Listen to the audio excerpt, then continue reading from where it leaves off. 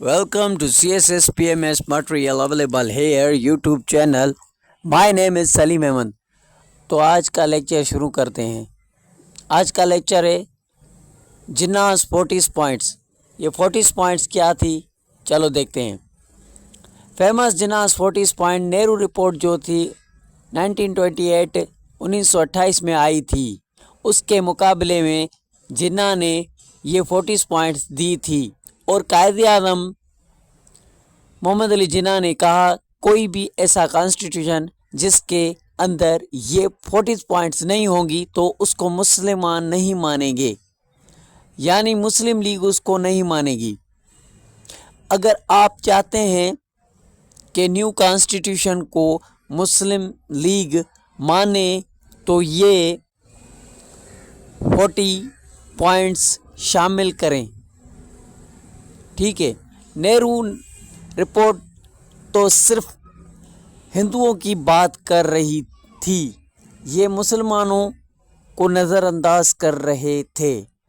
बाकी सब कम्युनिटी और नेशंस की बात हो रही थी, लेकिन मुसलमानों को नहीं मान रहे थे. ये नेहरू साहब थे. नेहरू ने जो कानून बनाया था, जो इंडिया के लिए नए कॉन्स्टिट्यूशन के लिए पॉइंट्स लिखी थी, वो तो सिर्फ हिंदुओं की कांग्रेस की बात कर रही थी. मुसलमानों के लिए कोई भी उसमें राइट्स, उनको हकूक़ नहीं मिल रहे थे और मुसलमानों का उनमें कोई भी फ़ायदा नहीं हो रहा था. इसके लिए ये एक नेहरू रिपोर्ट में दी गई तजावीज़ का मुकाबला करने के लिए जिन्ना ने 40 पॉइंट की शक्ल में अपनी तजावीज़ पेश की और इस बात पर जोर दिया.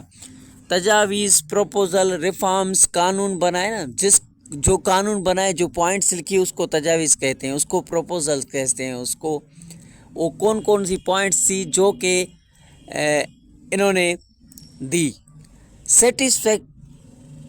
satisfactory to the Muslims until and unless stipulation were made to safeguard their interest. The following points were presented by the Quaid-e-Azam Muhammad Ali Jinnah to defend the rights of Muslim of subcontinent. तो ये मैं पढ़ चुका हूँ. ये नीचे दी गई points पेश की गई कायदे-ए-आज़म के ज़रिए सब कंटिनेंट के मुसलमानों को हक को बचाने के लिए. ठीक है. तो ऐसे में नेहरू रिपोर्ट के बाद ऐसे में क्या हुआ कि कायदे-ए-आज़म मोहम्मद अली जिन्ना ने अपनी ये 40 पॉइंट पेश की, सामने रखी. आओ देखें ये 40 पॉइंट्स क्या थी. तो ये देखें आउटलाइंस सामने स्क्रीन के आगे आ रही है HD में. देखें ये सारी पॉइंट्स, ये 14 पॉइंट्स थी जो कि कायदे-ए-आज़म मोहम्मद अली जिन्ना ने पेश की थी. कानून बनाया था, फ्यूचर कॉन्स्टिट्यूशन ऐसा होगा तो हम मुसलमान मानेंगे, नहीं तो नहीं मानेंगे, क्योंकि मुसलमानों के हक़ में कायदे-ए-आज़म ने बात की थी. ठीक है. तो देखें आगे ये 14 पॉइंट्स को खुल के डिस्कस करते हैं एक एक. फेडरल कॉन्स्टिट्यूशन क्या था, इक्वल प्रोविंशियल ऑटोनॉमी क्या थी, माइनॉरिटी रिप्रेजेंटेशन क्या थी, ये सब कुछ देखते हैं.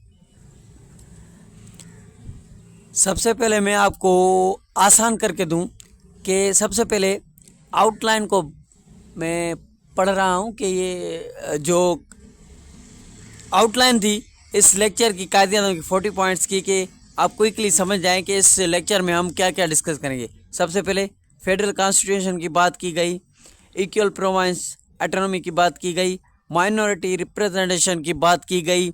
उसके बाद सेंट्रल लेजिस्लेटिव काउंसिल में 1/3 रिप्रेजेंटेशन की बात की गई, सेपरेट रिप्रेजेंटेशन की बात की गई, मुस्लिम मेजॉरिटी प्रोटेक्टेड, जो जहाँ पर मुसलमान की मेजॉरिटी थी, माइनॉरिटीज़ फ्रीडम की बात की गई, bill minorities 1/3 any majority, Sindh separate from Mumbai KPK and Balochistan को सूबा बनाया जाए, ये कहा गया.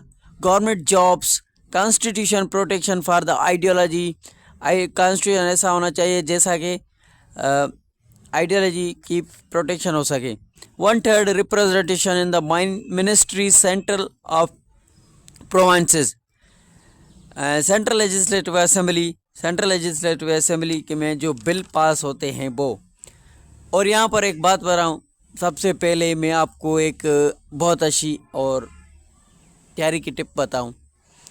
अभी मैं ये बहुत स्पीड और फास्ट में पढ़ता जाऊँगा, क्योंकि ये पहले मैं पढ़ूँगा उनके लिए जो कि एडवांस लेवल के हैं, जिन्होंने पहले पाकिस्तान अफेयर का सिलेबस कवर कर लिया है। उनके लिए बहुत ही तेज़ी से क्विकली रिव्यू करूँगा। उसके बाद इसी लेक्चर में बाद में दूसरे नंबर पर बेसिक्स वालों के लिए जो न्यू सीएसएस की तैयारी करें उनको लिए बहुत आराम से एक एक चीज़ समझाऊंगा। ठीक है, तो सब लोग देखें और सब्सक्राइब करना भाई, और कमेंट करना। जो चीज़ आपको चाहिए वो मैं आपको उतनी आसानी करके दूंगा। चलो शुरू करते हैं आज का लेक्चर। तो पहला क्या था, तो पहली बात ये थी कि फर्स्ट कायदे-ए-आज़म की 40 पॉइंट्स में पहली पॉइंट ये थी कि the form of future constitution should be federal with the residuary power to be vested in the provinces.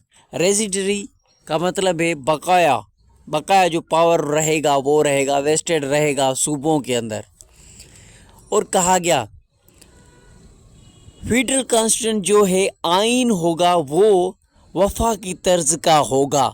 उसमें जो आजकल पाकिस्तान और इंडिया में है उसमें सबसे बड़ा फ़ायदा जो प्रोविंसेस है, सूबे हैं उनको आज़ादी हासिल होगी। तो उसमें जहाँ जहाँ मुसलमानों की अक्सरियत होगी, जहाँ पर मुसलमानों की मेजॉरिटी होगी, जिन सूबों में एटलीस्ट वो तो आज़ाद रह सकेंगे। ये कहा गया कायदे-ए-आज़म की पहली पॉइंट ये थी। दूसरी कहा इक्वल बराबर, यूनिफॉर्म इक्वल बराबर। यूनिफॉर्म का मतलब है इक्वल बराबरी। Uniform measures of the autonomy should be granted to all provinces. Equal and autonomy province दी जाएगी। जिन्ना ने कहा एब्सोल्यूट ऑटोनॉमी दी जाए हर सूबे को, एक जैसा खुद मुख्तियारी दी जाए। ऐसा नहीं कि जहाँ पे हिंदू की आबादी ज़्यादा है तो उनको आज़ादी हो और मुसलमानों को ना हो। जहाँ पर हिंदू ज़्यादा हैं वहाँ पर मुसलमान कम होंगे, हिंदू ज़्यादा होंगे। ऐसा नहीं होगा कि वहाँ पर मुसलमानों के साथ जुल्म किया जाए, नहीं, वहाँ पर मुसलमानों को भी हक मिलेंगे, उनकी प्रोटेक्शन की जाएगी। दूसरी पॉइंट में ये कायदे ने कहा आज़ादी इक्वल बराबरी, आज़ादी हासिल हो सबको। ठीक है, तो तीसरी पॉइंट कायदे-ए-आज़म की all legislatures in the country and the other elected bodies should be constituted on the definite principle of the adequate and the effective representation of the minority in the every province without reducing the majority in any provinces to a minority or even a equality। तो इसका मतलब है minorities की representation होगी, मतलब कि हर सूबे के अंदर, हर मरकज़ के अंदर और वफाक के अंदर भी क्या होगा, माइनॉरिटी को हिस्सा दिया जाएगा। सूबों के अंदर भी, सेंट्रल के अंदर भी, फेडरल के अंदर भी जो माइनॉरिटी होगी उनको हक दिया जाएगा। इन चौथी पॉइंट कायदे-ए-आज़म की, ये तीसरी थी हमने डिस्कस कर ली। देखें ये अभी चौथी देखें, in the central legislature council Muslim representation shall not be less than 1/3। Central legislative council है जो, उसके अंदर भी 1/3 रिप्रेजेंटेशन मुसलमानों को दी जाएगी। यानी जो असेंबली है सेंटर की, उसके अंदर भी मुसलमानों की 1/3 सीट्स होगी। चौथी पॉइंट ये थी।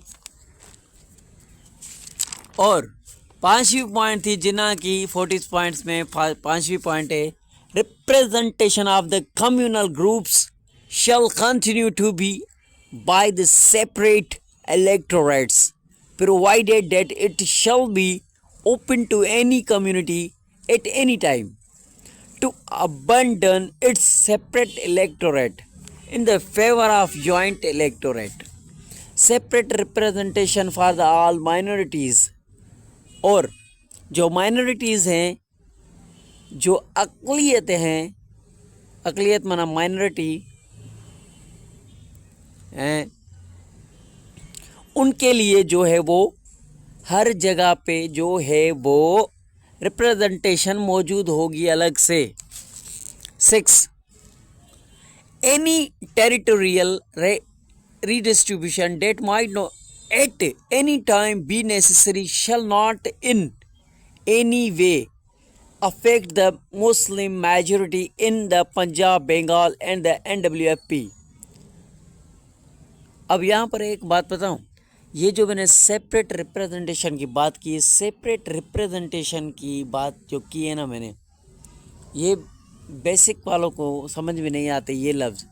जिनको समझ में जो लफ्ज़, जो सेंटेंस, जो चीज़ें नहीं आ रही ना, वो कमेंट्स में मुझसे बात करें, मैं उसको एक्सप्लेन करूँगा अच्छी तरीके से। ठीक है, कीप वॉचिंग।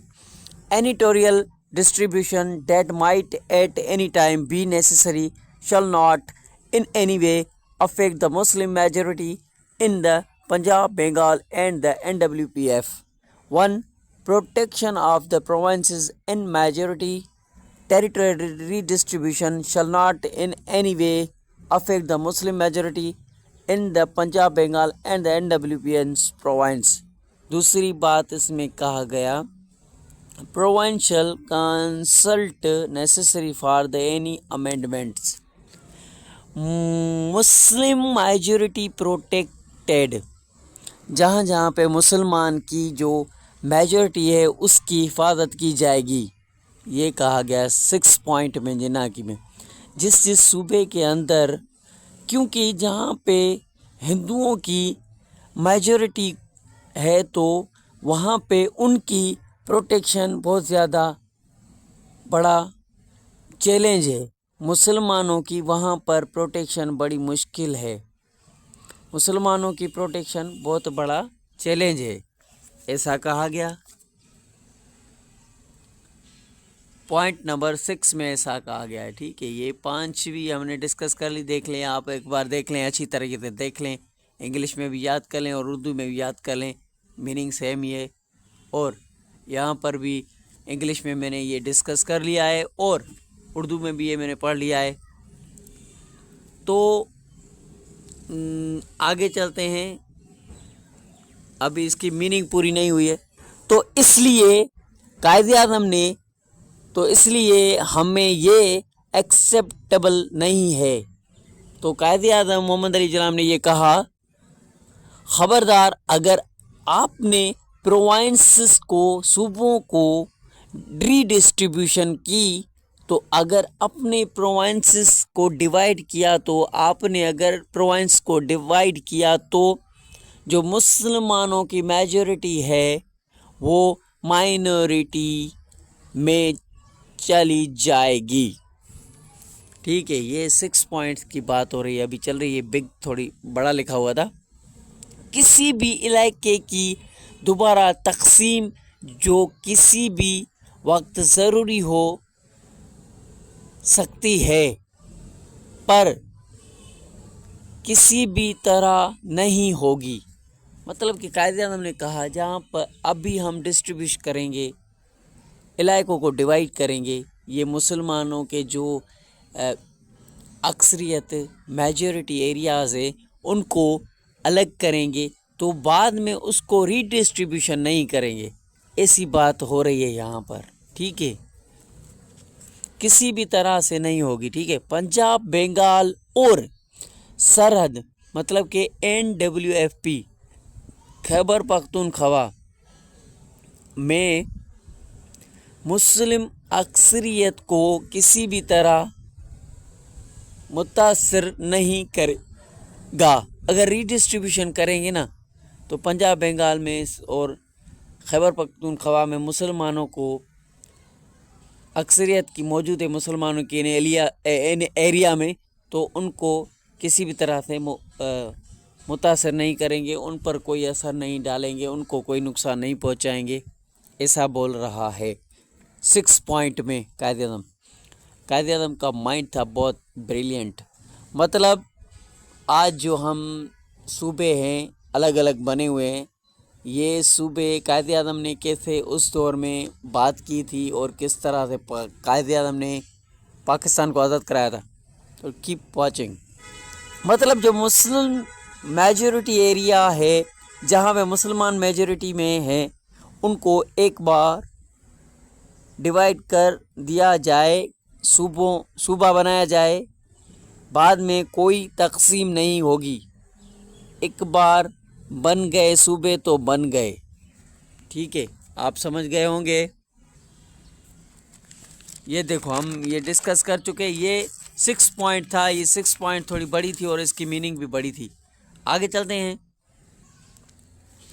پوائنٹ نمبر 7، فل جناح کی 40 پوائنٹ میں سے 7 پوائنٹ یہ قائد اعظم نے لکھی، فل religious Liberty, this is Liberty of belief, worship and آبزرونس، propaganda, association and education shall be guaranteed to all community۔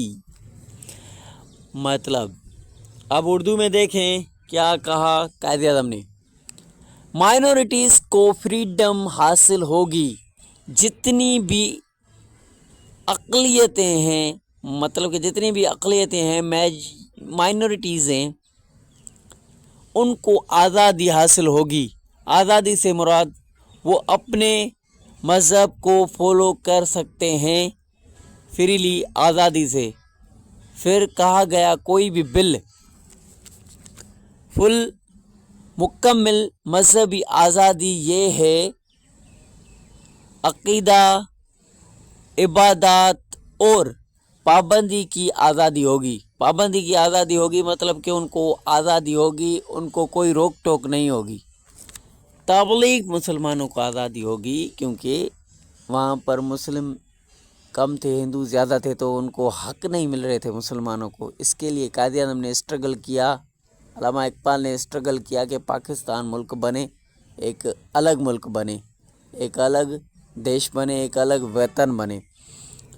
تو قائد اعظم کی جو یہ 7 پوائنٹس تھی نا، اس میں قائد اعظم نے یہ کہا ہے کہ مذہب کی آزادی ہو، عقیدہ جو ہمارا عبادات ہیں ان کی آزادی ہو، پابندی کی آزادی ہو، مطلب کہ فل آزادی ہو، ہمیں تبلیغ کی جائے، چاہے آرام سے ہم کر سکیں، اپنی مذہب کو آرام سے فالو کر سکیں، اور انجمن مطلب کہ اپنی آرگنائزیشن کو، اپنی تنظیم ہم چلائیں، اپنی مرضی سے چلائیں، ایسوسیشن اپنی بنائیں، اپنی آرگنائزیشن کو، انجمن کو ہم خود چلائیں، خود ہر چیز ان کے ساتھ کریں، آرام سے ڈیلنگ کریں، آرام سے بیٹھ کر ہر چیز کا فیصلہ کریں، اور تعلیم کے تمام برادریوں کو ضمانت دی جائے گی، اور یہ کہا گیا کہ ہر کسی کو گارنٹی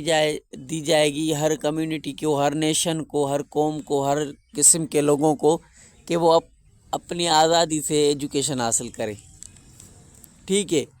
تو 8ویں نمبر پر آتی ہے جو پوائنٹ جناح کی، وہ یہ تھی، نو بل اور ریزولوشن اور اینی پارٹ دیئر آف شل be passed in any legislature or any other elected body if 3/4 of the members of the any community in that particular body oppose such a bill, resolution or a vote thereof on the ground that it would be injurious to the community, or in the alternative such other method in devised as may be found feasible, practicable to deal with such cases. तो ये 8वीं points की meaning है। 8वीं points जिन्ना की ये थी कि उर्दू में बताऊं, अभी इंग्लिश में हो गया। बिल 1/3 एनी माइनॉरिटी, अगर कोई भी बिल है, कोई भी बिल माइनॉरिटी पेश करती है तो उसको 1/3 जो है वो पास करेंगे तो वो बिल पास होगा, अदरवाइज़ वो पास नहीं होगा। ठीक है, तो 9.9 पॉइंट जिना का, Sindh separated from the Bombay, Sindh should be separated from the Bombay presidency. अब इस 9th पॉइंट का मतलब ये है सिंध को बम्बई से अलग कर दिया जाए, कि उसको एक सूबा बनाया जाए। सबसे इम्पोर्टेंट ये कहा गया। अब मैं आपको बताऊं, पहले बड़े सगीर था, सब लोग साथ रहते थे, मिले जुले थे। सिंध इतना बड़ा था कि बम्बई भी उसके अंदर एरिया में आता था पहले। ठीक है, तो इसके लिए कहा गया कि सिंध को बम्बई से अलग करो। ठीक है, आगे जैसे कि पार्टीशन ऑफ बंगाल हुआ, ऐसे ही। और 10वें नंबर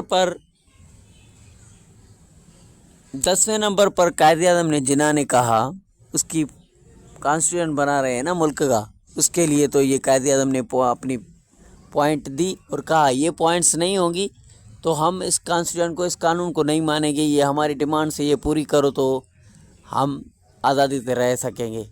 अपने हर चीज़, हर मुसलमान अपने लिए सब कुछ करेंगे आज़ादी से।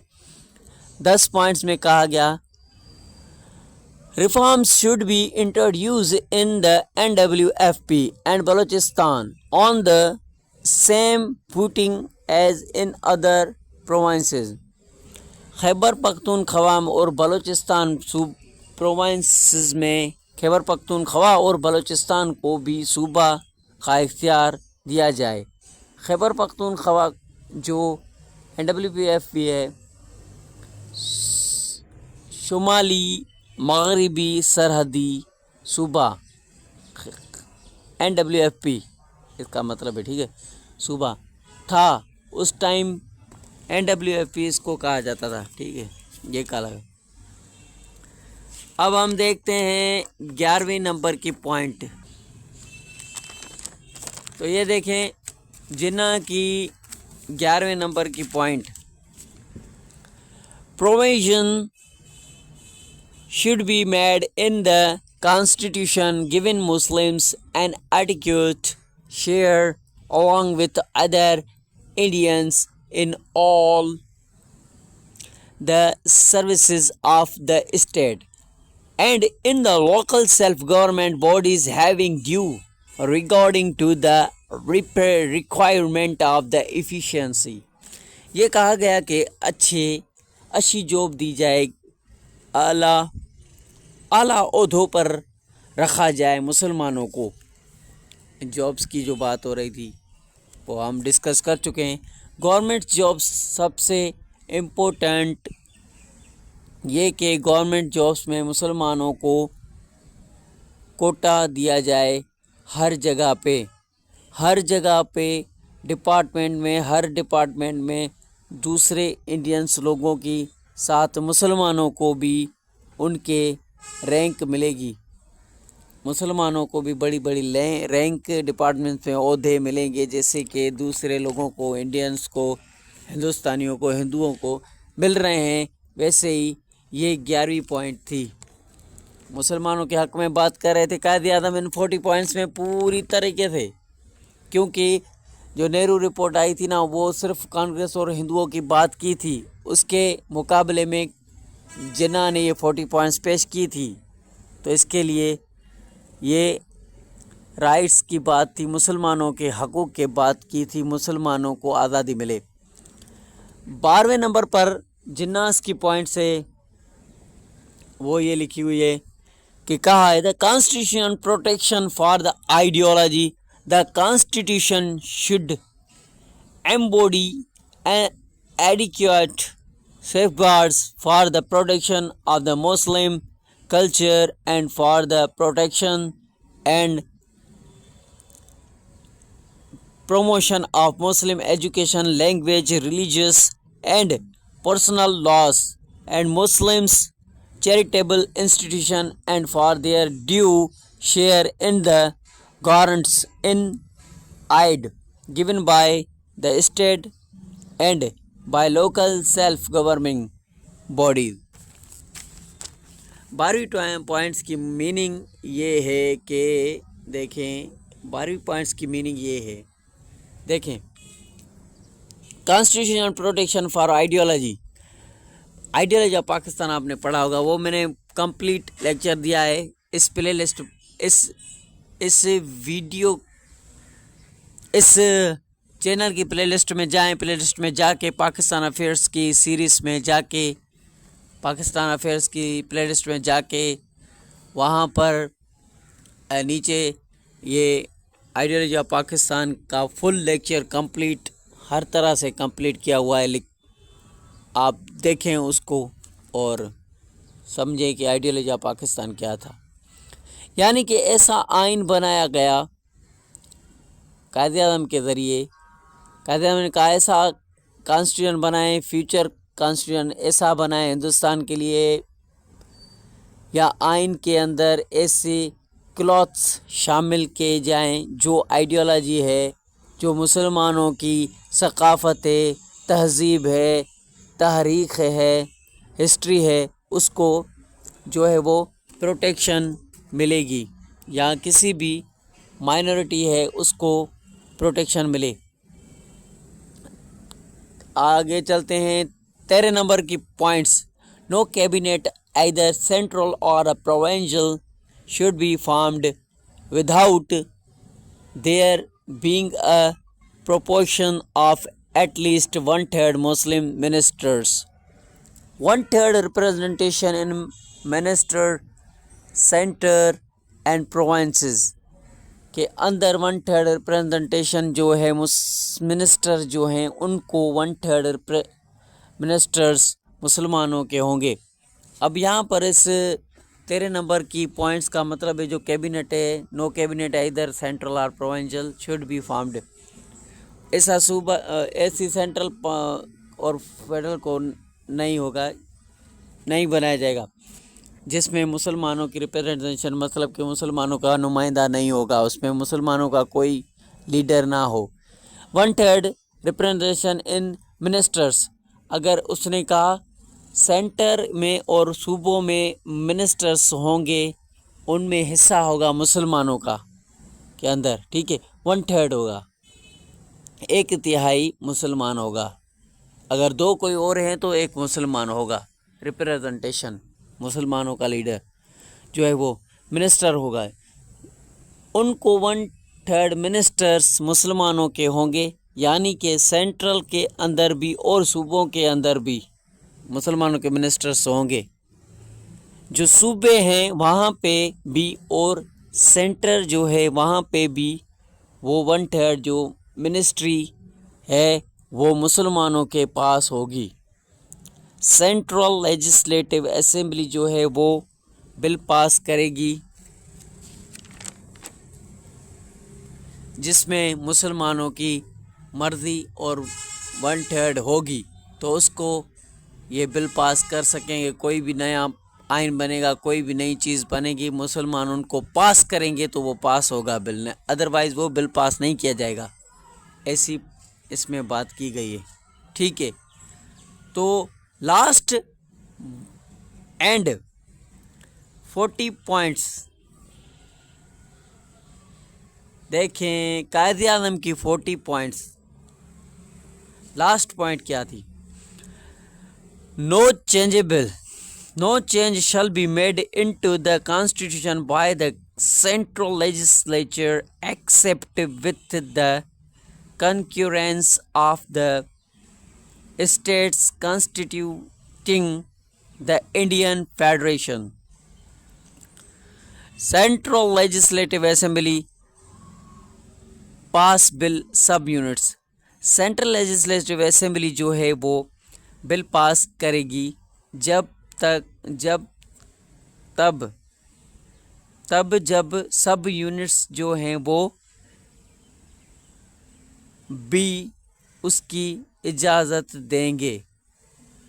सब यूनिट्स भी उसके ऊपर एग्री होंगे.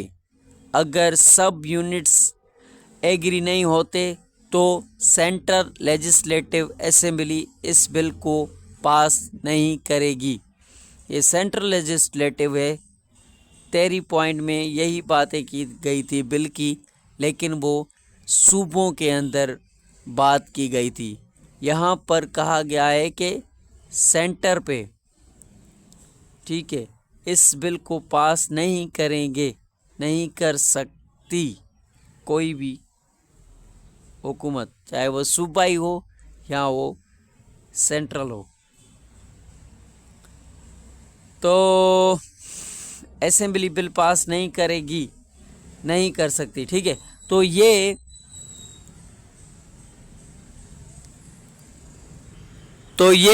वो 40 पॉइंट्स हैं जो कायदे-ए-आज़म मोहम्मद अली जनाब ने दी थी. तो अब हम इसको कंक्लूड करते हैं. कंक्लूजन क्या था इसका, देखें. कंक्लूजन में Muslim League made it clear that no constitutional solution will be accepted to them unless and until it incorporates the 14 points. Cooperate, अगर नए आइन के अंदर ये 14 पॉइंट शामिल किए जाएंगे तो तब जो है वो हम नए आइन को मानेंगे. अदरवाइज़ दूसरी सूरत में हम उस आइन को, कॉन्स्टिट्यूशन को एक्सेप्ट नहीं करेंगे. किसी भी ऐसे लॉ को एक्सेप्ट नहीं करेंगे जिसके अंदर ये 40 पॉइंट्स शामिल नहीं होंगी. ये कायदे-ए-आज़म मोहम्मद अली जिन्ना की बसारत मानी जाती है कि उस टाइम पे इन्होंने वो 40 पॉइंट दिए जो कि मुसलमानों को हिंदुओं के ताप से बचा सके. तो ये थी कायदे-ए-आज़म मोहम्मद अली जनाब की 14 points. CSSPMS material available here YouTube channel. English में कुछ चाहिए आपको, कोई भी चीज़ चाहिए जो आपको, जिसकी आपको नीड्स हैं, कमेंट में बताएं. जो आपको समझ में नहीं आता वो भी कमेंट में बताएं. मैं वही लेक्चर बनाऊंगा जो आपको ज़रूरत है जिस चीज़ की. इंशाल्लाह. See you later. CSSPMS material available here YouTube channel. My name is Saleem Ahmed. Keep watching, stay connected. Thank you. Subscribe please.